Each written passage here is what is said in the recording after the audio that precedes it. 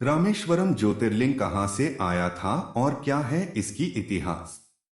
चलिए जानते हैं।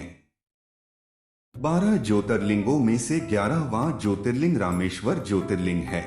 इसे श्री रामलिंगेश्वर ज्योतिर्लिंग भी कहा जाता है। यह मंदिर अपनी कलाकृति और शिल्पकला के लिए जाना जाता है। यह मंदिर काफी विशाल है। रामेश्वरम में वार्षिकोत्सव होता है, जिसमें भगवान शिव और मां पार्वती की प्रतिमाओं की शोभायात्रा सोने या चांदी के वाहनों पर निकाली जाती है। रामेश्वर ज्योतिर्लिंग को सुसज्जित किया जाता है। उत्तराखंड से गंगोत्री का जल लाकर रामेश्वर ज्योतिर्लिंग को चढ़ाया जाता। इसका बड़ा ही महत्व है। शिव पुराण के कोटिरुद्र संहिता के अनुसार यह कथा उस समय की है जब रावण सीता जी का हरण कर लंका ले गया था। तब सभी देवी की खोज में निकले थे। श्री राम जी अपनी वानर सेना के साथ दक्षिण के समुद्र तट पर पहुँचे थे। वही तट पर स्वयं भगवान राम ने शिव जी का ज्योतिर्लिंग स्थापित किया था। यह ज्योतिर्लिंग तमिलनाडु के रामेश्वरम में स्थित है। यह 4 धामों में से एक है। उन्होंने शिव भगवान जी से विनती की कि हे प्रभु, मैं अत्यंत विपत्ति में हूँ, मेरी समस्या का समाधान कीजिए। लंका नगरी इस समुद्र के उस पार है, उसे हम सब कैसे पार करें?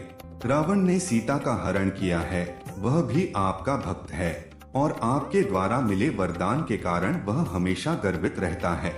कृपया आप मेरी परेशानी का हल करें। तब वहाँ भगवान शिव जी प्रकट हुए और प्रसन्न मन से बोले कि तुम मेरे परम प्रिय भक्त हो, तुम्हारी समस्या का समाधान अवश्य होगा, तुम वर मांगो। तब राम जी बोले कि रावण से युद्ध के लिए मेरी जीत सुनिश्चित कीजिए और सदा के लिए लोगों के कल्याण के लिए यहाँ विराजमान हो जाइए।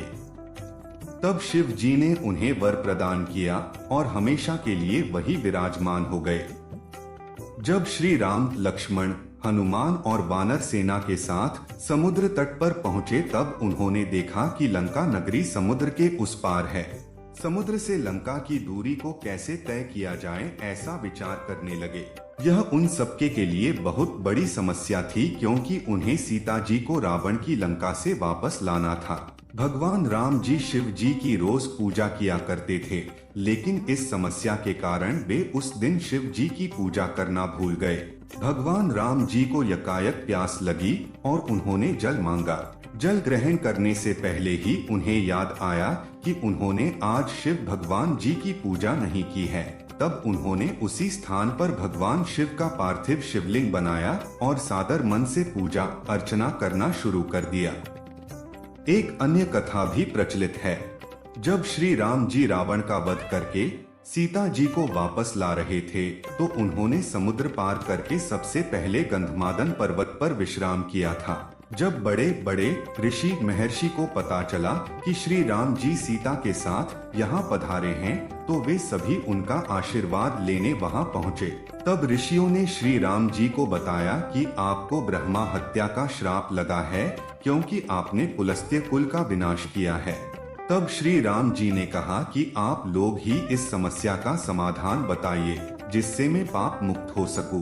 तब सब ऋषियों ने कहा कि प्रभु, आप यहाँ एक शिवलिंग का निर्माण कीजिए और पूजा अर्चना कीजिए, भगवान शिव जी को प्रसन्न कीजिए, इस प्रकार आप पाप मुक्त हो सकते हैं। ऋषियों की बात सुनकर श्री राम जी ने हनुमान जी को आदेश दिया कि कैलाश पर्वत जाओ और एक लिंग लेकर आओ। आदेशानुसार हनुमान जी तुरंत कैलाश पर्वत पहुँचे, लेकिन उन्हें लिंग नहीं मिला। उन्होंने वही शिव भगवान की तपस्या करना शुरू कर दिया। हनुमान जी की इस तपस्या से शिव जी प्रसन्न हुए और प्रकट हो गए। इस प्रकार लिंग प्राप्त करके वे तुरंत गंधमादन पर्वत पहुंच गए। लेकिन हनुमान जी को बहुत देर हो चुकी थी। वहां ऋषियों के द्वारा बताए गए मुहूर्त के अनुसार शिवलिंग की स्थापना करनी थी। तब सबने निर्णय किया कि खुद से शिवलिंग का निर्माण करके स्थापना की जाए और विधि विधान से पूजन किया जाए। तब ऐसा ही हुआ। पूजा के उपरांत जब हनुमान जी आए और देखा कि स्थापना हो चुकी है, तो उन्हें बहुत दुख हुआ और वे श्री राम जी की चरणों में गिर गए। तब श्री राम जी ने शिवलिंग स्थापना की बात बताई कि मुहूर्त बीत न जाए, इसीलिए लिंग स्थापना करवानी पड़ी। लेकिन हनुमान जी तब भी संतुष्ट नहीं हुए। तब श्री राम जी ने कहा कि इस स्थापित लिंग को उखाड़ देते हैं और तुम्हारे द्वारा लाए हुए लिंग की पुनः स्थापना करते हैं। तब हनुमान जी अत्यंत प्रसन्न हुए। जैसे ही लिंग को उखाड़ने लगे तो वह लिंग नहीं उखड़ा। वह कठोर हो चुका था, वह वज्र बन गया था। उस लिंग को उखाड़ने के लिए हनुमान जी ने सब प्रयत्न किए, किंतु वह तस से मस न हुआ। अंत में हनुमान जी 3 किलोमीटर की दूरी पर जाकर गिरे और बेहोश हो गए। माता सीता स्नेह के कारण रोने लगी और तब हनुमान जी को होश आया और उन्होंने श्री राम जी की तरफ देखा तो परब्रह्म के दर्शन हुए। तब उन्होंने रोते हुए श्री राम जी से क्षमा मांगी। तब श्री राम जी ने उन्हें समझाया कि जिसके द्वारा यह शिवलिंग स्थापित है उसे इस दुनिया की कोई भी शक्ति नहीं उखाड़ सकती। आगे ऐसी गलती कभी मत करना। अपने भक्त पर ऐसे दया भाव दिखाते हुए उन्होंने हनुमान जी द्वारा लाए हुए शिवलिंग को भी वही स्थापित कर दिया। तब हनुमान जी अति प्रसन्न हुए। इस प्रकार राम जी के द्वारा स्थापित शिवलिंग का नाम रामेश्वर रखा गया और हनुमान जी के द्वारा लाए गए शिवलिंग का नाम हनुमंदीश्वर रखा गया। यहाँ आस पास कई दर्शनीय स्थल हैं। साक्षी विनायक मंदिर, सीता कुंड, एकांत राम मंदिर, अम्मन देवी मंदिर, कोदंडरामस्वामी और बिल्लूरनी कुंड आदि। जब तीर्थयात्री यहाँ दर्शन के लिए आते हैं तो इन अन्य जगहों पर भी भ्रमण के लिए जाते हैं। वास्तव में यह स्थल ऐसा है जहाँ शिवलिंग के दर्शन कर लेने मात्र से भक्तों के समस्त दुख दूर हो जाते हैं और पाप मुक्त हो जाते हैं। आशा करता हूँ ये वीडियो आपको अच्छा लगा होगा। धन्यवाद। जय कृष्ण।